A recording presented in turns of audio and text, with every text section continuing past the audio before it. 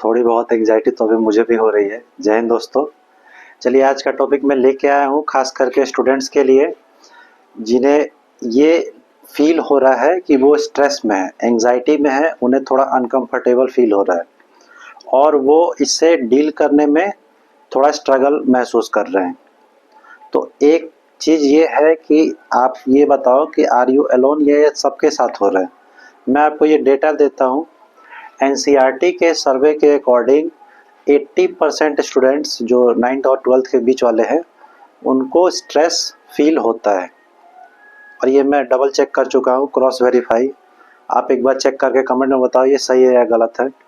तो उसके बेसिस पे हम ये कह सकते हैं ये सिस्टम का प्रॉब्लम है, यानी कि एकेडमिक्स रिजल्ट, फ्यूचर प्रॉब्लम, यानी कि हमारे कैरियर से रिलेटेड, रिलेशनशिप से रिलेटेड। तो ये एक सिस्टमेटिक प्रॉब्लम है और ये पर्सनल प्रॉब्लम तब हो जाती है जब हम इस चीज़ को शेयर नहीं करते अपने पेरेंट्स से, टीचर से या किसी प्रोफेशनल से। ये एक स्टिग्मा वाला टॉपिक है। थोड़ा सा लोग अनकंफर्टेबल फील करते हैं अपनी पर्सनल चीज़ें शेयर करने से।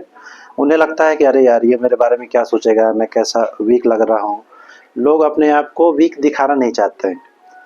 तो चलिए ये टॉपिक आज हम स्टार्ट करते हैं स्ट्रेस से रिलेटेड।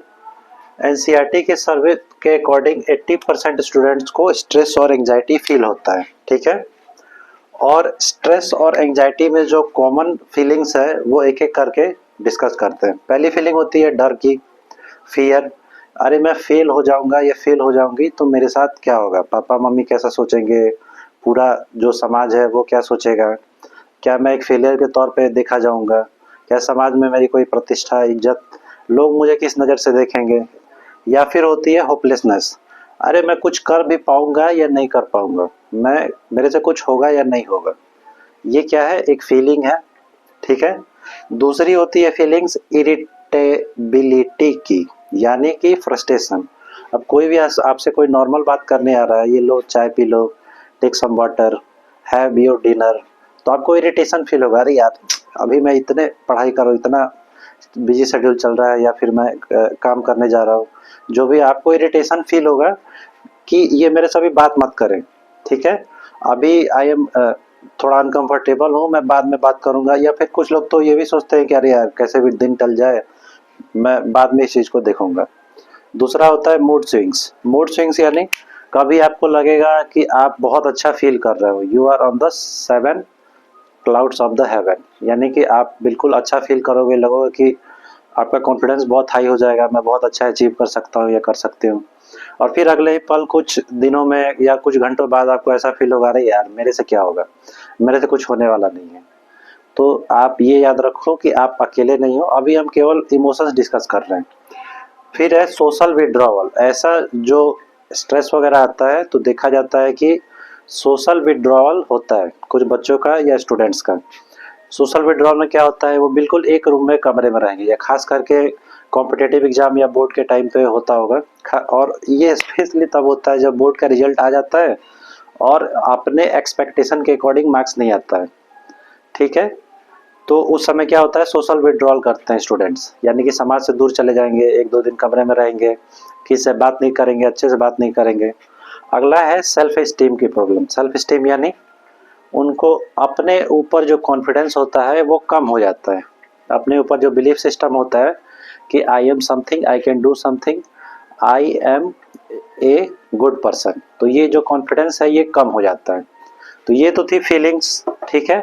और आपको ये जो अननोन पर्सन है, जो मुझे नहीं जानते, उनको ये जान के थोड़ी सी हैरानी होगी, मैं ये सब चीज़ से गुजर चुका हूँ और आज मैं थोड़ा सा हैप्पी हूँ और आपसे ये बातें शेयर कर रहा हूँ। जो लोग मुझे जानते हैं वो सब्सक्राइब जरूर करें, और वो जानते हैं कि मेरी मेंटल हेल्थ की जर्नी कैसी रही है। तो थोड़ा ये पर्सनल टॉपिक भी है, और ये सब चीज़ें होती हैं कब, जब स्ट्रेस होता है, एंग्जाइटी होता है। तो ये तो हो गए प्रॉब्लम्स जो होती है आपके साथ, और आपके साथ ही नहीं, जो लोग उस एज ग्रुप में 80% डेटा है, यानी कि 100 में से 80 स्टूडेंट्स को ये होता है। सिस्टमेटिक प्रॉब्लम है, ये पर्सनल वीकनेस नहीं है। और सबसे इम्पॉर्टेंट, आप जब उस फेज में हो तो आस्क फॉर हेल्प।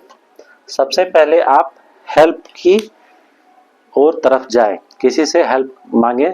ये एक वीकनेस का नहीं, ये एक स्ट्रेंथ का पहचान है। आप अगर आप किसी से हेल्प मांगते हो, अननोन पर्सन से नहीं, रोड पे घूमते हुए से नहीं, वो तो समझेगा ही नहीं। आप हेल्प मांगो अपने जैसे जो क्लोज पर्सन है, जैसे आपके मदर फादर, आपके टीचर, और बेस्ट है कि कोई काउंसलर, साइकोलॉजिस्ट, इससे आप हेल्प मांगो, ठीक है। क्योंकि हो सकता है जो आपके मदर फादर हैं उनमें थोड़ी सी प्रेजुडिस हो, थोड़ा सा प्रेजुडिस यानी कि अलग तरीके की धारणाएं हो जो आपके थॉट प्रोसेस से कॉन्फ्लिक्ट करती हो। टीचर को आइडिया रहता है, उन्होंने बीएड किया होता है तो वो साइकोलॉजी पूरा समझते हैं, आपके दिमाग में क्या चल रहा है, आप किस तरीके से अभी सोच रहे हो, आपका क्या स्ट्रेस है, उनको आइडिया रहता है, तो वो आपको अच्छे तरीके से गाइड कर सकते हैं। लेकिन बेस्ट चीज़ है कि आप प्रोफेशनल से टॉक करो। प्रोफेशनल से टॉक का इस पे इनिशिएटिव गवर्नमेंट ऑफ इंडिया ने स्टार्ट किया है, इसको भी मैंने डबल चेक किया है। आप एक बार चेक कर लो और इसको बताओ कमेंट में ये सही है कि नहीं है। उन्होंने एक हेल्पलाइन जारी किया है मनोदर्पण के नाम से, जिसका मोबाइल नंबर है 8448440632। मैं ये डिस्क्रिप्शन में डाल दूंगा, नंबर है 8448440632। ये मिनिस्ट्री ऑफ एजुकेशन की तरफ से इनिशिएटिव है और टेलीमनस और अलग अलग तरीके के इनिशिएटिव है, यानी गवर्नमेंट भी जानती है कि it is a real problem और इससे डील करने की आवश्यकता है, सख्त आवश्यकता है। तो लास्ट में बस इतना ही कहना चाहूँगा कि आप सब जो भी स्ट्रेस से गुजर रहे हैं वो अकेले नहीं हैं। और एक चीज़ मैं ये इसलिए वीडियो नहीं बना रहा है कि मुझे रिवॉल्यूशन लाना है, क्रांति लानी है। काउंसलिंग का एक थोड़ा सा थीम होता है कि cracking one potential at A time. Just एक लोगों के लाइफ में कुछ परिवर्तन हो गया तो मेरा काम हो गया। और आज मैं आपसे एक वादा चाहता हूँ,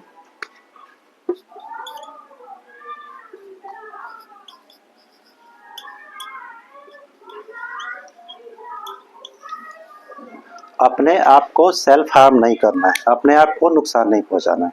ठीक है, जय हिंद।